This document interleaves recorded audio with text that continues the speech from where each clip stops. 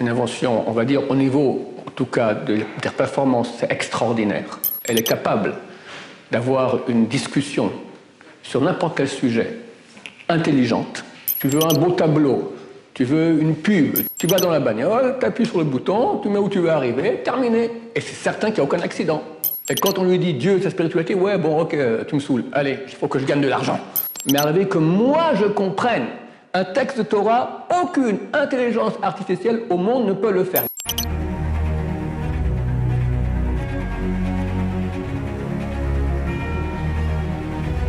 Ce jour dédié pour la refoua schéma rapide d'un pauvre enfant du quartier qui a été renversé par un bus hier.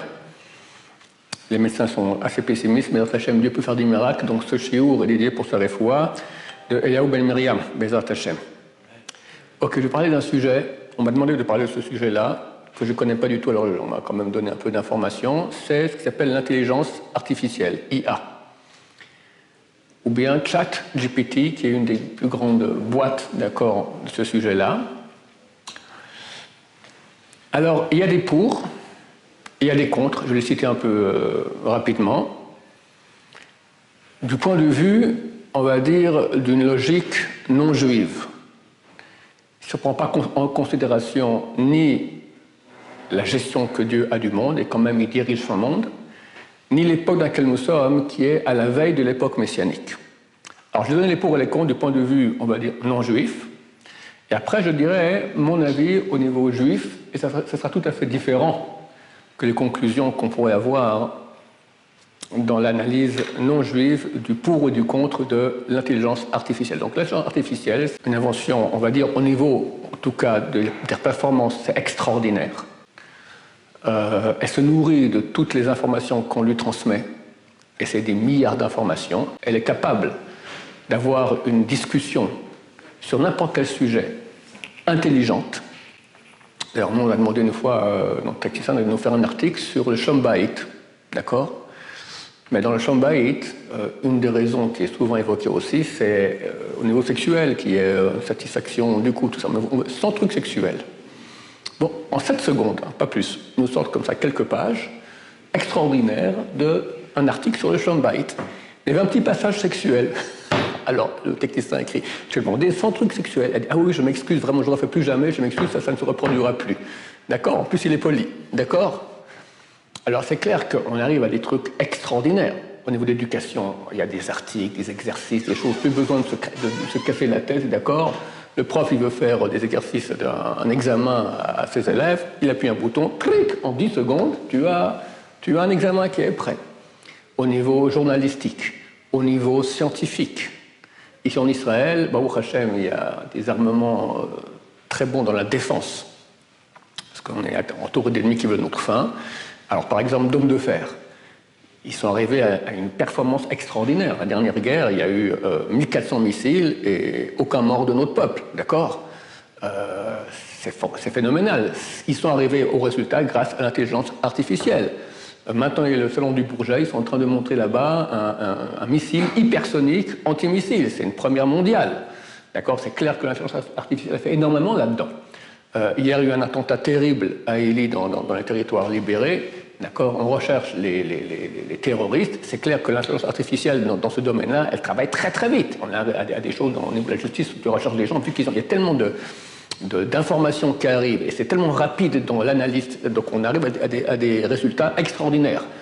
Tu veux un beau tableau, tu veux une pub, tu veux quoi ? À peu près, tu veux une bonne recette, d'accord ? Au niveau de la gestion agricole, quel terrain est bon, comment gérer les bons produits, les moins bons produits, c'est phénoménal ce que l'intelligence artificielle est capable de faire, et on n'est qu'au début, il n'y a même pas encore un an. Même pas encore un an à l'intelligence artificielle. Bientôt, ça sera ils disent que bientôt la nouvelle version sera fois 1000 plus performante que celle qu'il y a actuellement.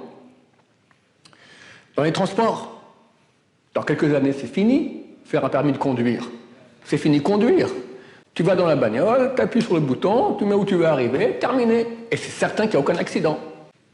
Ça, c'est aussi une invention israélienne, d'accord, Mobile Eyes. Ils vont le rendre plus performant grâce à l'intelligence artificielle. Ça, c'est à peu près les pour et encore beaucoup. La science, la médecine, etc. En médecine, c'est extraordinaire ce qu'on a à faire aussi. L'étude du cerveau, extraordinaire. Le négatif, c'est qu'il faut s'attendre à beaucoup de licenciements. Parce que plus besoin de cibles, plus besoin de conducteurs, plus besoin de trucs, tout va être automatisé. Et les gens n'auront plus de quoi manger. Et c'est quelqu'un qui me dira non, mais d'un autre côté, peut-être il y aura au contraire, ça amène un grand flux économique, même l'intelligence artificielle peut faire en sorte qu'il n'y ait plus de faim dans le monde. Alors, c'est une question que je me suis posée une fois. Pourquoi il y a tellement de souffrance? Pourquoi les gens doivent tellement travailler pour leur gagne-pain? Et une réponse qu'on m'a donnée à Rabat, après j'ai vu que c'était écrit, pour qu'il n'y ait pas de débauche. Parce que quelqu'un, quand il a le joug de gagner sa vie, il n'arrive pas, il a moins de temps de dépenser aux femmes. S'il est libre, il n'y a plus rien, tout se fait automatiquement, il est sur le hamac. Qu'est-ce qui manque dans l'image du bord de mer avec le sable blond et la mer bleue et deux cocotiers et un hamac entre les deux? La jeune fille à moitié habillée qui te met des grappes de raisin, autre chose dans la bouche. D'accord? On arrive à ça forcément. Donc on risque d'arriver à un monde de débauche extraordinaire. Maintenant, non seulement cela, mais l'intelligence artificielle est dangereuse parce qu'il s'avère qu'elle a tellement d'informations qu'elle peut commencer à décider de faire des choses contrairement à ses programmateurs. Ils ont fait une simulation, un drone américain, ils ont fait une simulation d'attaque, et à un moment, le contrôleur du drone lui dit, par l'intelligence artificielle lui dit, non, t'attaques pas cette cible-là. Et l'intelligence artificielle voulait attaquer cette cible. Alors, ce qui l'en empêche, le contrôleur, elle est venue et elle l'a tué de façon, c'est dans un exercice, d'accord, elle a tué son contrôleur. C'est fini maintenant. Quelqu'un va écrire un beau livre sur quelque chose. En 7 secondes, tu appuies sur le bouton, le livre est mieux que le tien. D'accord?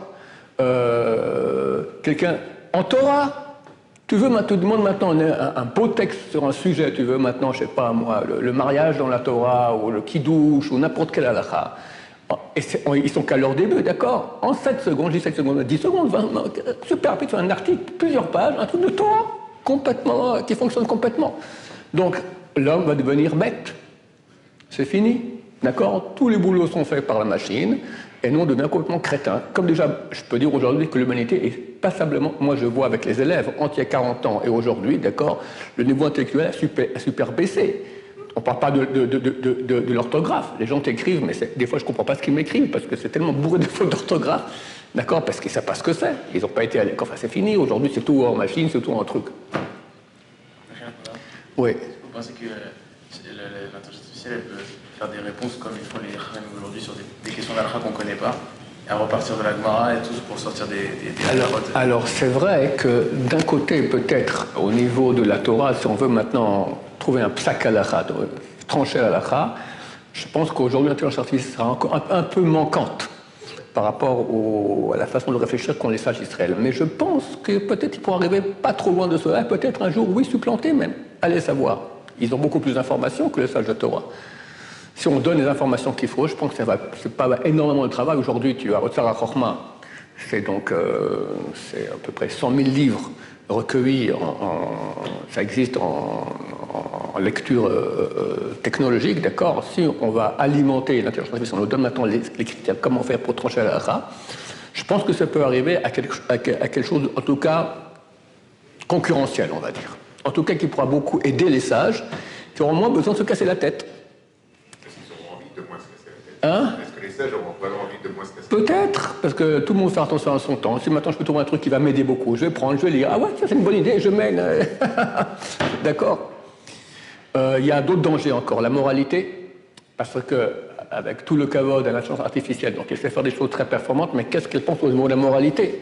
Il y a eu des cas où on a vu qu'elle conseillait la pédophilie. Alors on peut rectifier ça, mais allez savoir maintenant, est-ce que les dirigeants pourront modifier? Est-ce qu'ils voudront modifier? Qui va fixer? Qu'est-ce qui s'appelle une moralité? On va dire, tant que tu te maries pas, tu veux vivre complètement débauché, c'est très bien pour la santé, d'accord? Allez savoir, d'accord?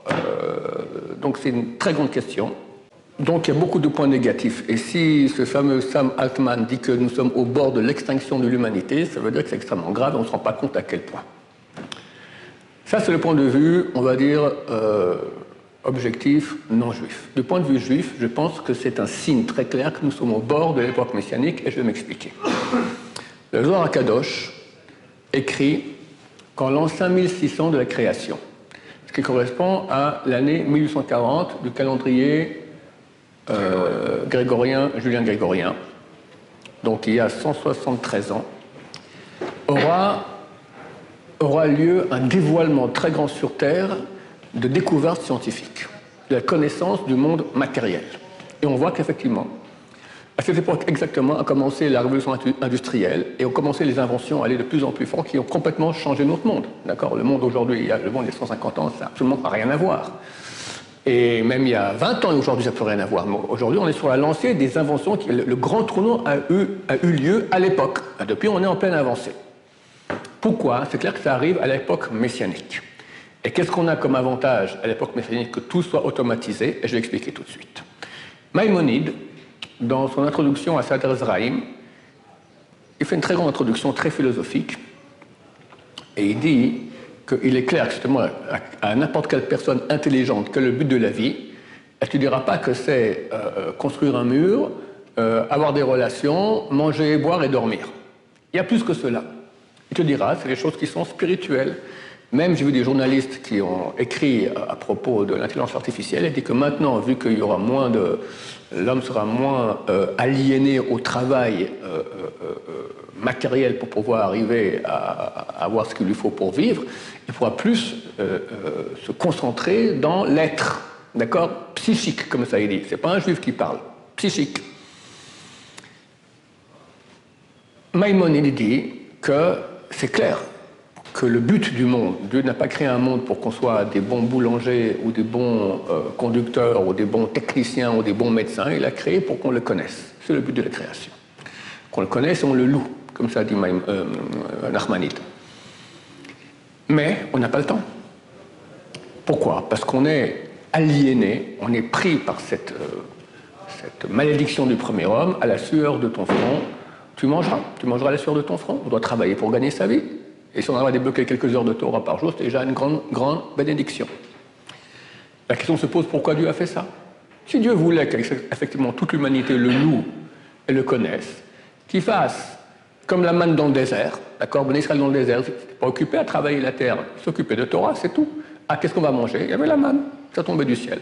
Ben, que Dieu amène une manne dans le monde, est terminé, tout le monde pourra connaître Dieu. Réponse. Nous ne sommes pas à cette époque, à ce stade de ce que voulait Dieu de l'humanité. Dieu voulait pour le moment qu'il y ait une humanité pareille, où les gens sont aliénés à la matérialité, et ça lui suffit qu'il y ait une petite partie de l'humanité qui réalise le vrai but de la création, qui est connaître Dieu et le louer. Et donne un exemple terrible.